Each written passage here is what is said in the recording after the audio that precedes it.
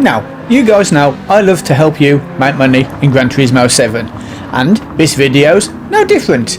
But when you turn a Maserati into a 900 brake horsepower monster, maybe that's just a little bit too over the top. Well, stay tuned and find out.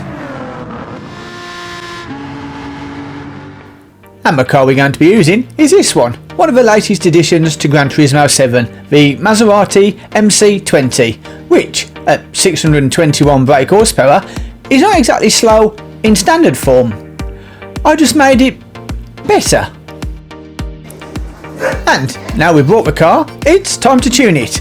But just before you do that, head over to the custom shop and buy yourself the front and rear spoilers. You're going to need those for the additional downforce. Side skirts, well, it's up to you, depends if you like the look of them. Now, as for the tuning, there's quite a lot, so it's probably easier for you guys just to pause the video and copy what I've done. As far as the transmission's concerned, I have adjusted the top end speed, but I have not adjusted any of the gear ratios. Apart from that, just make sure you've got everything set up as I have in these pictures. And once you've finished doing all the tuning, you want to head over to World Circuits, European section, Sardinia, and the race we're going to be doing is the World Touring Car 800. Now, just as we get the race started, if I could ask if you guys would please consider hitting the like and subscribe buttons.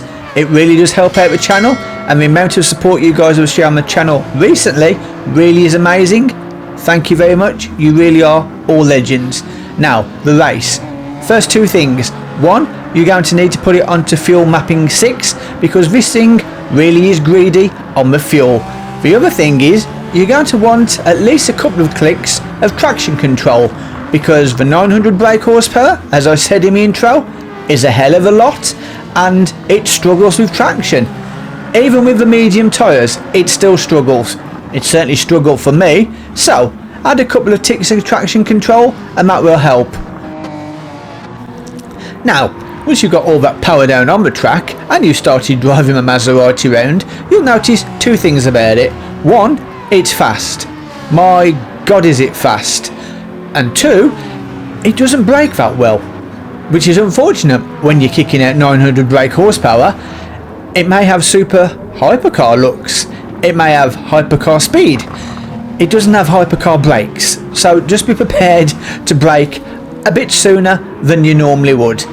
The other thing you'll notice as you're driving around is this thing, like I said, is very thirsty on the fuel, and that means we are going to be doing 3, yes, I repeat, 3 pit stops. End of lap 4, end of lap 8 and end of lap 12. Now, don't let that worry you too much though, because this thing is so fast you are not going to have to worry about not being in front of your opposition. Now, at this point, we'll jump ahead to the end of lap 4, where, first thing I'll point out, we are in the lead. We're actually in the lead by quite a bit. And secondly, it's time for our first pit stop.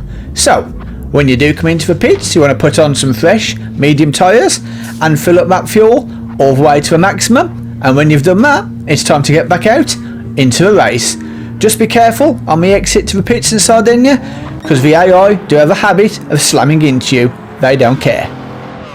Now, after your pit stop, you will notice that you have lost a couple of places, but don't worry about that for 2 reasons. 1, this thing is so fast you'll soon make those places back up, and 2, lap 5 is where most of the AI take their first pit stop. And as you can see, they're pulling into the pits and we're carrying on, and that'll mean we get a chance to build up a nice little lead and have a few laps of peaceful racing. Well, as peaceful as you can get in a 900 brake horsepower Maserati. And now we're going to jump ahead to the end of lap 8, which is when you do your second pit stop. Now, pretty much like the first, new set of tyres, fill up with fuel, and then we're going to get back out onto the track. This time you'll notice we do manage to keep the lead. Okay, only just because the guy in the Supra was actually really close, but that's not going to be a problem because we will soon disappear off into the distance, waving bye bye to the AI as we go. Just have some fun driving the Maserati. It's a great little car. Now, skipping ahead now, we're coming to the end of lap 12, and this is our third and final pit stop. Now, you will need the tyres, but also you have a choice of what to do with the fuel. You can either put in the minimum and then just go to the end of the race, or you can put in a little bit more fuel and change your fuel map setting and try putting in some faster laps with the Maserati. It's up to you. Now, after this pit stop, you've only got 3 laps left. On lap 13, you will see some back markers. By lap 14, you are going to have caught up with almost all the rest of the pack. But don't let that worry you. The AI are not that fast compared to the Maserati, and you can just have great loads of fun weaving in and out of them, overtaking them, and just generally waving bye-bye as they disappear in your rearview mirror.